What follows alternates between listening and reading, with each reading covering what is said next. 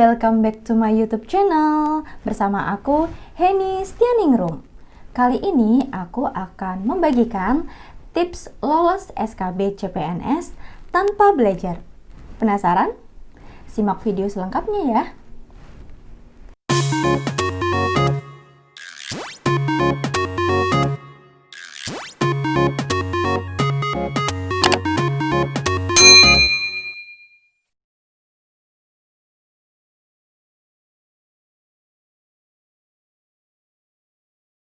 Assalamualaikum warahmatullahi wabarakatuh. Selamat pagi, selamat siang, selamat sore, dan selamat malam untuk semuanya saja yang sedang menonton video saya kali ini. Nah, seperti yang sudah saya janjikan, kali ini saya akan membagikan tips sukses untuk bisa lolos SKB tanpa belajar. Ini adalah pengalaman pribadi saya dan juga pengalaman dari teman-teman saya yang juga lolos SKB CPNS tahun 2018 kemarin. Sebelumnya saya akan cerita bahwa saya pertama kali mengikuti tes CPNS itu pada tahun 2018 ya. Dan pada tahun 2018 itu alhamdulillah Allah mengizinkan saya untuk bisa lolos dengan mudah, dan pada akhirnya sekarang saya sudah resmi menjadi seorang PNS.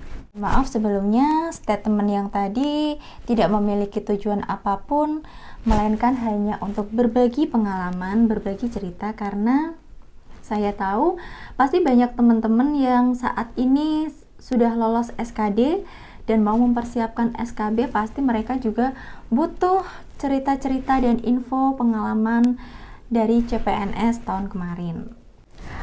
Oke, langsung saja kita masuk ke tips dan strategi agar bisa lolos SKB tanpa belajar. Nah, sebetulnya tips-tips ini sangat mudah teman-teman. SKB itu nggak rumit gitu, jangan dibuat rumit, jangan dibuat kalian takut sama SKB. SKB itu mudah, kalian nggak perlu repot-repot pergi ke dukun, pergi ke orang pintar hanya untuk biar kalian bisa jadi seorang PNS. Apalagi kalian harus mengeluarkan uang kalian, menghabiskan uang orang tua kalian untuk untuk pergi ke calo gitu agar kalian bisa lolos. Sekarang saya ingatkan teman-teman, jangan percaya calo. Dan kebanyakan teman-teman seperjuangan saya yang lolos di CPNS tahun 2018 itu insya Allah mereka murni semua, dan saya pun tidak mengeluarkan uang sama sekali. Saya 0% nggak mengeluarkan uang sama sekali untuk bisa masuk menjadi bagian dari pegawai negeri sipil. Tips yang pertama adalah luruskan niat. Ya, pertama-tama kita harus meluruskan niat terlebih dahulu. Kita harus ingat lagi apa sih niat kita untuk ikut tes CPNS itu. Apakah hanya karena desakan orang tua atau kalian secara terpaksa ikut tes CPNS seperti itu ya, atau kalian justru sebetulnya tidak suka jadi seorang PNS tapi kalian mau coba-coba aja gitu, mau coba-coba barangkali bisa masuk PNS. Nah, ini kita perlu introspeksi lagi. Sebetulnya bagaimana sih pandangan kita terhadap PNS gitu. Nah, kadang kita menemukan beberapa orang gitu ya yang awalnya, yang dulu-dulunya itu pernah berpandangan buruk kepada seorang PNS. Halah, foto jadi PNS emang duitnya akeh po. Cita-cita kok jadi PNS, apa yo iso sugih. Orang-orang tuh pasti banyak yang menilai mendaftar jadi seorang PNS itu menurut mereka tuh bukan suatu cita-cita yang tinggi, bukan suatu cita-cita yang bisa dibanggakan seperti itu. Nah, kita harus tengok lagi, apakah kita pernah berkata demikian? Apakah kita pernah menjelek-jelekan seorang yang berprofesi sebagai pegawai negeri, yang mempunyai status pegawai negeri? Apakah kita pernah seperti itu? Jika kita pernah, ya saya sarankan untuk banyak-banyak istighfar ya. Kita mohon ampun dulu deh. Kita mohon ampun dulu karena kita sudah pernah menjelek-jelekan nama PNS gitu. Bukan berarti saya mengagung-agungkan seorang PNS, itu bukan. Jadi kalau menurut saya Logikanya, kalau kita sudah pernah berkata yang jelek, berkata yang sedemikian, menjelek-jelekan seorang PNS, logikanya kita juga nanti nggak akan jadi PNS gitu loh. Saya yakin semua perkataan itu adalah doa. Jadi kalau kalian pengen jadi seorang PNS, harusnya kalian berkata yang bagus. Ya Allah, semoga saya menjadi seorang PNS. Ya Allah, semoga tahun depan saya bisa berkesempatan lolos CPNS, seperti itu. Dan jika ditanya secara pribadi, apa sih niat saya menjadi seorang pegawai negeri sipil? Jawabannya adalah karena saya terinspirasi dari orang tua saya. Jadi sejak kecil, sejak saya SD itu saya sudah bercita-cita jadi guru. Memang karena saya melihat sosok kedua orang tua saya, alhamdulillah mereka adalah seorang PNS keduanya, dan saya melihat setiap harinya mereka menggunakan seragam gitu ya. Menggunakan seragam, saya melihat sosok mereka tuh seperti, wah ini kayak profesi yang bisa saya saya wujudkan juga untuk diri saya kelak gitu ya, yang bermanfaat bagi negara, bermanfaat bagi orang lain, seperti itu. Tips yang kedua adalah mintalah restu kepada orang tua kalian terlebih dahulu ya. Jadi kalian harus dapat restu dari orang tua untuk mengikuti tes CPNS ini. Jangan sampai orang tua kalian tidak tahu, apalagi tidak merestui atau tidak mendukung ya. Paling enggak kalian memberitahu kalau kalian punya niatan untuk ikut dalam tes CPNS tahun ini. Doakan ya Bu, doakan ya Pak gitu. Minta restu dari orang tua. Karena doa yang paling mujarab itu adalah doa dari kedua orang tua kita, terutama dari ibu. Jadi jangan sepelekan hal ini. Tips yang ketiga adalah update selalu informasi terbaru seputar CPNS ya. Nah, ketika kalian sudah mengikuti tahap SKD, pasti kalian sudah bertemu dengan banyak orang ya. Kalian pasti bertemu dengan teman-teman kalian yang senasib seperjuangan tapi beda kota, beda provinsi gitu ya. Bahkan mungkin dari luar pulau. Nah, jangan sia-siakan kesempatan itu teman-teman. Kalau kalian sedang ada di medan pertempuran gitu kan, kalian punya temen di kanan kalian, di kiri kalian yang bisa kalian ajak untuk ngobrol, ajaklah untuk ngobrol, berkenalan ya, bertukar nomor WhatsApp, karena itu sangat membantu kalian. Seandainya kalian nanti pulang gitu kan, pulang kalian nggak dapat informasi apa-apa, itu percuma. Nah, ketika kalian sudah bertukar informasi dengan teman kalian, bertukar nomor WhatsApp, itu kalian pasti nanti lama-kelamaan kalau ada info pasti kalian saling berkontak ya, saling mengabari. Atau mungkin kalau ada grup gitu, grup bentukan teman-teman CPNS yang sudah lolos SKD, biasanya itu juga pasti akan dibagikan linknya agar kalian yang lolos SKD bisa gabung ke grup tersebut. Nah, keuntungannya kalau kalian gabung di grup-grup WhatsApp atau grup Telegram seperti itu, kalian bisa tahu banyak hal, tahu tentang perkembangan tes CPNS, terus tes SKB seperti itu, dan apa yang harus kita persiapkan nantinya ya. Sepele sih mungkin bagi teman-teman yang nggak suka terlalu banyak grup, nggak suka punya berbincang dengan banyak orang seperti itu, tapi ini dibutuhkan sekali guys, ini dibutuhkan agar kalian selalu update informasi. Nah, saran saya kalian juga harus punya satu buah buku notis seperti itu ya, yang diperuntukkan untuk mencatat informasi-informasi terkait dengan tes CPNS. Jadi setiap kalian mendapat informasi baik dari orang, dari website ataupun dari grup, itu dicatat di situ, karena kita tidak bisa mengingat satu persatu informasi itu, karena informasinya itu pasti banyak sekali dan pasti membuat kalian bingung. Saran saya adalah dicatat agar kalian tidak lupa hal-hal yang harus dipersiapkan menuju SKB. Tips yang keempat adalah siapkan mental kalian. Nah, kalau di SKB itu biasanya yang diuji kan keterampilan ya, skill kita gitu. Namanya aja SKB, kemampuan bidang ya. S-nya itu apa?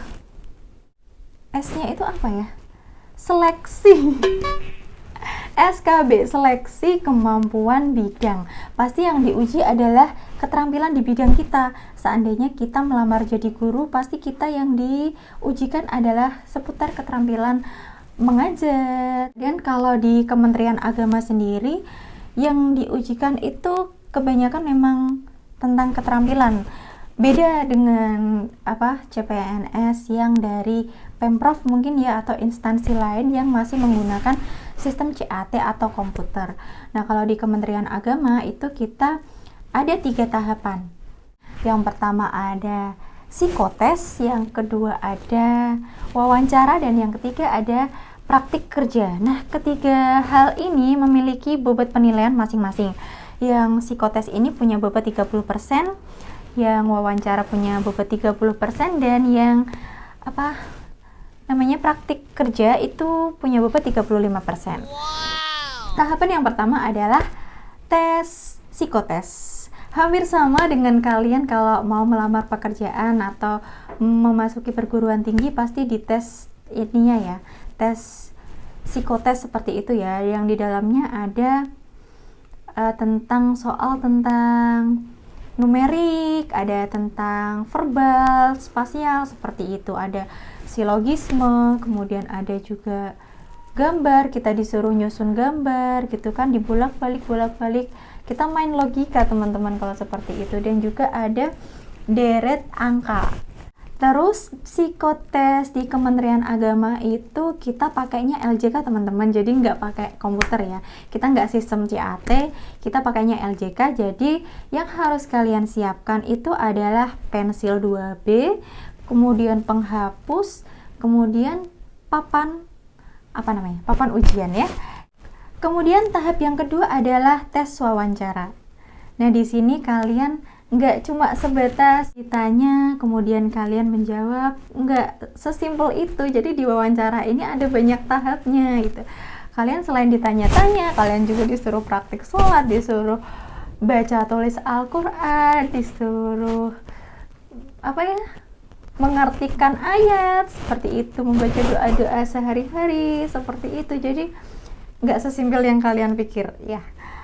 Yang pertama kali ketika kalian masuk di ruang wawancara itu, pasti yang pertama kalian diarahkan ke wawancara secara lisan. Kalian di situ akan ditanya tentang isu-isu terkait dengan agama dan pemerintahan atau negara seperti itu. Saran aku, tips dari aku, kalian harus perluas wawasan kalian tentang hal-hal seperti itu, tentang agama, negara, dan juga ini ya, radikalisme. Kalian bisa update informasi di berita, di Google, terus di koran seperti itu ya. Kalian baca tentang informasi-informasi terkini, isu-isu yang tengah hangat-hangatnya gitu loh. Nah, itu bisa jadi bahan kalian untuk menganalisis pertanyaan dari sang penguji. Kalian bisa baca dulu beritanya kan, jadi kalian bisa menelaah, bisa menganalisis. Dan jangan lupa analisis kalian itu juga disesuaikan dengan posisi kalian yang akan menjadi seorang pegawai negeri gitu. Selanjutnya ada tes baca tulis Al-Quran. Kita disuruh baca dan menulis Al-Quran ya. Kita baca Al-Quran beberapa ayat seperti itu, nanti ditunjukkan secara acak oleh penguji. Terus yang kedua, kita disuruh menulis salah satu ayat atau 2 ayat, 3 ayat, itu tergantung pengujinya teman-teman. Jadi istilahnya apa ya, bejo-bejan ya, istilahnya itu untung-untungan. Kalau kalian pas nasibnya bagus, kalian ya mungkin mudah. Kalau kalian nasibnya lagi apes gitu ya, kadang bisa disuruh nulis beberapa ayat gitu yang kalian mungkin tidak familiar dengan itu gitu. Baca tulis Al-Quran. Terus kemudian selanjutnya kita disuruh juga praktik sholat gitu. Praktik sholat, tentunya praktik sholat 5 waktu ya. Nanti dipilih mau sholat subuh, sholat zuhur, asar, ataupun maghrib atau isya seperti itu. Terus ada juga kalian disuruh sholat sunnah, sholat tahajud, sholat witir, sholat duha, dan sholat mayit. Kemudian yang ketiga, kita ada tes praktik kerja. Nah, di sini disesuaikan dengan bidang yang kalian lamar gitu. Misalkan kalau saya kan melamar posisi guru. Ya, jadi praktik kerjanya itu ya mengajar gitu. Hampir sama mungkin ya sama kayak dosen. Dosen juga mengajar gitu. Micro teaching istilahnya. Nah, kita diuji micro teachingnya, dan di situ kita pasti yang pertama kali kita ditanyai oleh penguji itu bisa bahasa asing apa aja gitu, bisa bahasa Arab kah, bisa bahasa Inggris kah gitu. Kalau saya dulu menjawabnya bahasa Inggris, jadi setelah saya menjawab insya Allah saya bisa sedikit Pak bahasa Inggris gitu, nah saya habis itu disuruh ngajar dong pakai bahasa Inggris, gimana loh. Dan bagi yang bisa bahasa asing seperti bahasa Arab, saya pikir itu akan menambah nilai plus gitu ya, karena yang kalian lamar sendiri adalah di Kementerian Agama gitu loh, yang basicnya memang kesana. Itu kalian kalau pengajar madrasah kan bukan harus bisa sih, untuk bidangnya itu paling enggak bisa bahasa Arab lah, seperti itu. Yang harus kalian siapkan itu untuk posisi guru ya, yang ini untuk posisi guru. Dan dosen saya nggak tahu kalau dosen itu apakah pakai RPP atau RPS ya. Kalau guru RPP, kalau dosen itu RPS. Nah, itu adalah senjata kalian untuk mengajar. Jadi jangan sampai lupa disiapkan RPP-nya. Dan pelajari materi yang akan kalian ajarkan. Jangan sampai kalian mengajarkan hal yang tidak kalian kuasai. Kemudian yang kelima, siapkan fisik kalian. Seberapapun kuatnya mental kalian, seberapapun kalian siap menghadapi tes SKB, kalau kalian sendiri tidak sehat, pasti akan mempengaruhi performa kalian ya. Karena yang dinilai itu performa kalian guys, untuk SKB ini bukan hanya secara CAT kita memilih A, B, C, nggak seperti itu, tapi performa kita dalam mengajar atau dalam mempraktikkan sebagai seorang penghulu, seperti itu ya.